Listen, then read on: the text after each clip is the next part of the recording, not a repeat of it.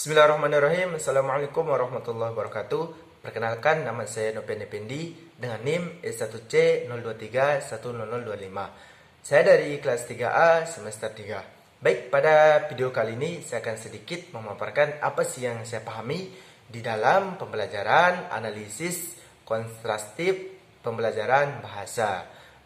Seperti yang sudah kita ketahui ya, analisis kontrastif atau disebut juga linguistik kontrastif adalah salah satu cabang ilmu bahasa yang membandingkan satu bahasa dengan bahasa lain dengan mempertimbangkan kebudayaan pengguna bahasa-bahasa yang diperbandingkan tersebut.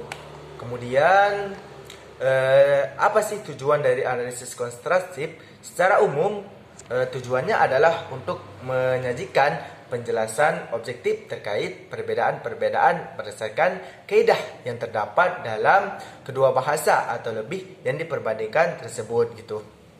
Kemudian selain dari tujuan tersebut, ada juga beberapa tujuan dari analisis kontrastif. Yang pertama, untuk mendeteksi adanya perbedaan antara bahasa sumber dengan bahasa target yang sedang dipelajari agar pembelajaran bahasa dapat berhasil.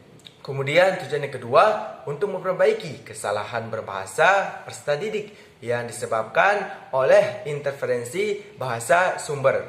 Kemudian tujuan yang ketiga, untuk menyempurnakan keterampilan berbahasa peserta didik. Kemudian tujuan terakhir ya, untuk membantu peserta didik dalam menyadari kesalahan berbahasa yang dilakukannya. Kemudian apa sih manfaat dan fungsi dari analisis kontrastif ya? Manfaat utama linguistik kontrastif yang dapat dirasakan pengajar bahasa adalah kemudahan dalam menyusun dan mengorganisasikan materi pembelajaran bahasa asing yang akan digunakan di dalam kelas gitu. Kemudian apa sih fungsi dari analisis kontrastif ya? Fungsi yang pertama dari analisis kontrastif yaitu dapat menggali informasi tentang persamaan dan perbedaan antar dua bahasa atau lebih. Kemudian fungsi yang kedua, dengan analisis kontrastif, guru dapat memperkirakan masalah-masalah yang mungkin akan dihadapi dalam pembelajaran bahasa kedua. Kemudian fungsi yang ketiga, perkiraan-perkiraan tersebut tadi dapat digunakan dalam pengembangan bahan ajar dalam pengajaran bahasa gitu. Kemudian bagaimana sih metode yang dapat kita terapkan dalam analisis kontrastif ya?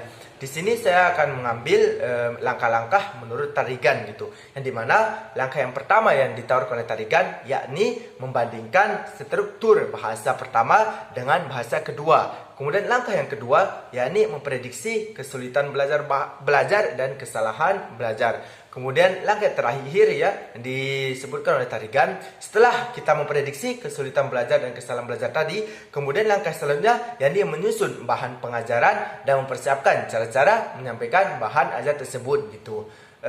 Mungkin itu saja yang dapat saya sampaikan pada video kali ini. Selebihnya saya mohon maaf bila ada kekurangan dan kelegotan dalam penyampaian tadi. Mungkin hanya itu. Assalamualaikum warahmatullahi wabarakatuh.